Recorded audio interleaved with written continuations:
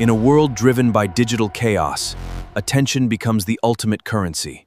Outrage is just a business model, and you are the product. Modern political commentary isn't built on debate, it's built on shock. Right-wing digital media discovered a lucrative formula: shock-style rhetoric designed to trigger immediate fear, anger, and moral panic. It's a deliberate strategy that skips intellectual argument entirely and goes straight for the nervous system.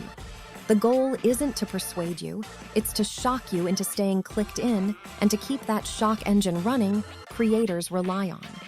Which brings us to an unwritten law in pop culture that has never been broken. The moment a trend reaches critical mass and gets adopted by Black culture, white suburban America eventually moves on to something else. We've seen it with slang. We've seen it with fashion. We've seen it with TikTok trends. The second a trend crosses over and becomes fully mainstreamed, the original adopters pack up their bags and look for the next exclusive thing.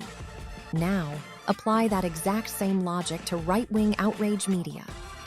For years, conservative political commentary was dominated by a very specific demographic. But then came the digital gold rush, and creators like Brandon Tatum entered the chat. Which brings us to an incredible comedic paradox. If the pop culture rule holds true, Brandon Tatum might accidentally end up curing online political outrage. Because if a Black man is doing ultra-conservative outrage commentary louder, faster, using the same gish gallops and strawmen, it is only a matter of time before the core audience decides the trend is played out and uncool.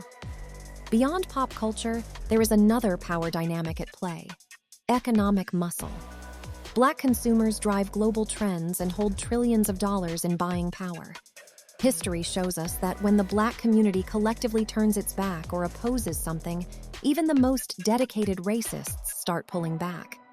Not because they had a change of heart, but because it's terrible for business. Corporate sponsors run, engagement metrics shift, and the money machine grinds to a halt. When a Black creator relies on feeding anti-Black narratives to a conservative audience, they think they've found a permanent cheat code. But they forget that consumer leverage works both ways. The moment the wider culture collectively tunes out and brands realize the controversy no longer converts into cash, the platform collapses. Racism in media is an industry, and when the target audience loses interest or the broader market rejects the product, the investors pull their funds. To understand where Officer Tatum sits right now, we have to look back at the late Roman Empire. When Rome was starting to collapse under its own weight, the rulers didn't fix the economy or rebuild the infrastructure. Instead, they doubled down on bread and circuses. They threw massive gladiator games in the Colosseum to keep the public distracted, angry, and entertained while the empire crumbled around them. Modern political YouTube operates on the exact same business model. Creators like Officer Tatum aren't offering policy solutions or constructive debate. They are hosting daily gladiator matches. Fire up the webcam, throw a gish gallop, amplify the shock, and monetize the reaction. Rome didn't just fall because of external invasions. It fell because the circus got predictable.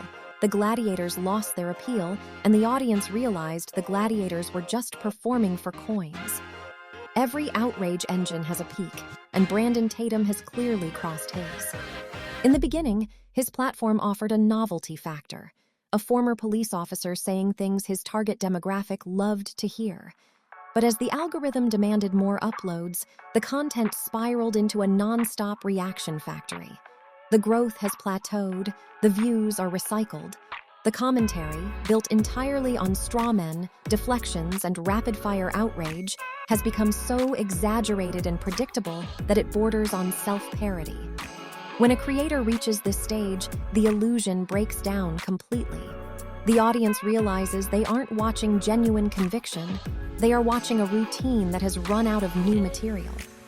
Every media trend has an expiration date. The outrage pipeline relies on keeping viewers convinced that they are part of an exclusive movement. But when that pipeline becomes flooded with repetitive daily reaction videos, the magic disappears. Combine an exhausted formula, exposed debate tactics, and the economic reality that collective opposition kills profit margins, and the end is inevitable. The grift isn't ending because people suddenly agreed on politics. The grift is ending because the circus got boring, the formula was exposed, and Brandon Tatum's 15 minutes of shock commentary have officially expired.